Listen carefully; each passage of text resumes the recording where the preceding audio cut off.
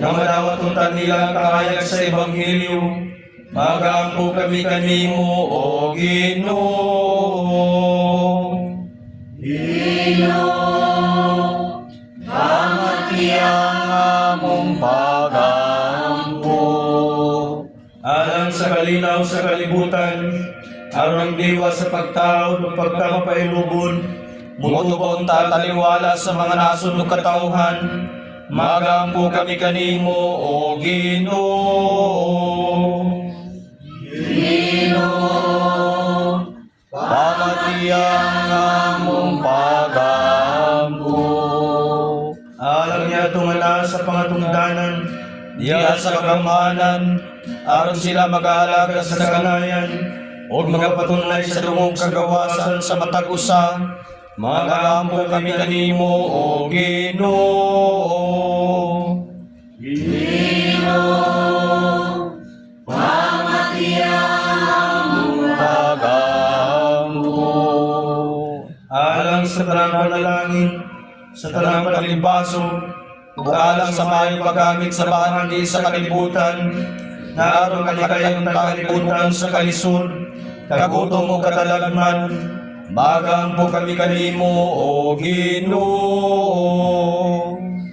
Ginoo, pamatiyang among pagampo.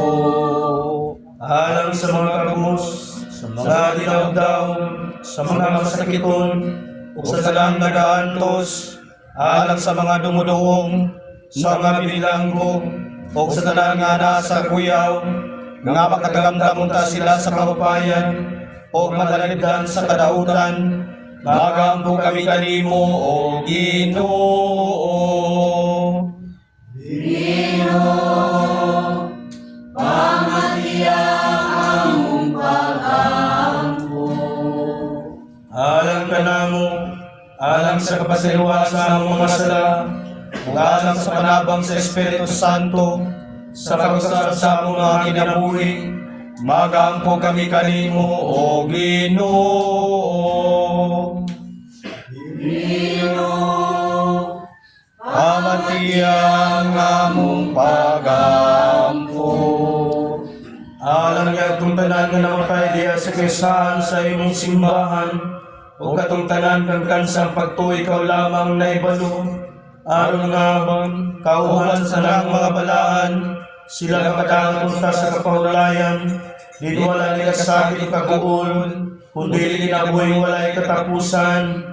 Magampo kami kanimo, O Ginoo. Ginoo, Pamatiyang among pagampo.